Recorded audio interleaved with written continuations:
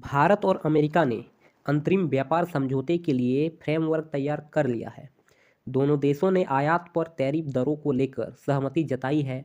प्रधानमंत्री मोदी ने कहा कि इससे मेक इन इंडिया को मजबूती मिलेगी और किसानों, एमएसएमई और स्टार्टअप को नए अवसर मिले जाएंगे।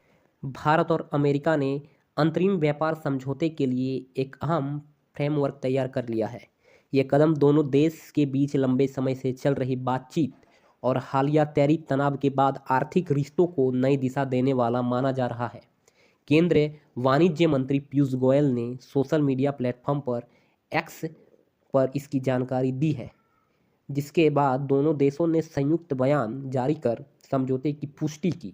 प्रधानमंत्री मोदी ने फ्रेमवर्क तैयार किए जाने पर प्रतिक्रिया दी और कहा कि इससे किसानों, एमएसएमई के लिए नए अवसर पैदा हों। प्रधानमंत्री नरेंद्र मोदी ने भी इस फ्रेमवर्क का स्वागत करते हुए कहा कि इससे भारत अमेरिका साझेदारी और मजबूत होगी।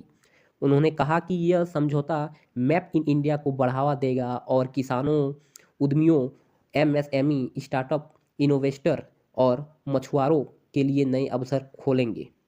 प्रधानमंत्री के मुताबिक इससे महिलाओं और युवाओं के लिए बड़े पैमाने पर रोजगार के मौके भी पैदा होंगे और निवेश व तकनीकी सहयोग को भी मजबूती मिलेगी। फ्रेमवर्क के तहत अमेरिका भारतीय निर्यात पर लगाए गए टैरिफ को घटाकर 18% करेगा और जेनेरिक दवाओं, हीरे रत्न और विमान पुर्जों जैसे कुछ उत्पादों पर शुल्क समाप्त करेगा, बशर्ते समझौता अंतिम रूप ले ले। इसके बदले भारत अमेरिकी औद्योगिक सामान और कृषि उत्पादों की बड़ी श्रेणी पर टैरिफ कम या खत्म करेगा। इसमें पशु चारे के लिए अनाज, ड्राई डिस्टिलर्स, ग्रेन्स, मेवे, फल, सोयाबीन तेल और अन्य उत्पाद शामिल। संयुक्त बयान में इसे व्यापक द्विपक्षीय व्यापार समझौते की दिशा में ऐतिहासिक कदम बताया गया है।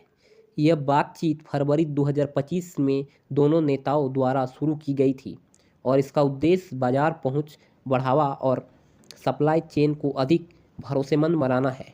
पीयूष गोयल ने इसे ऐतिहासिक करार देते हुए कहा कि इससे भारतीय निर्यातकों के लिए करीब $30 ट्रिलियन का बाजार खुलेगा।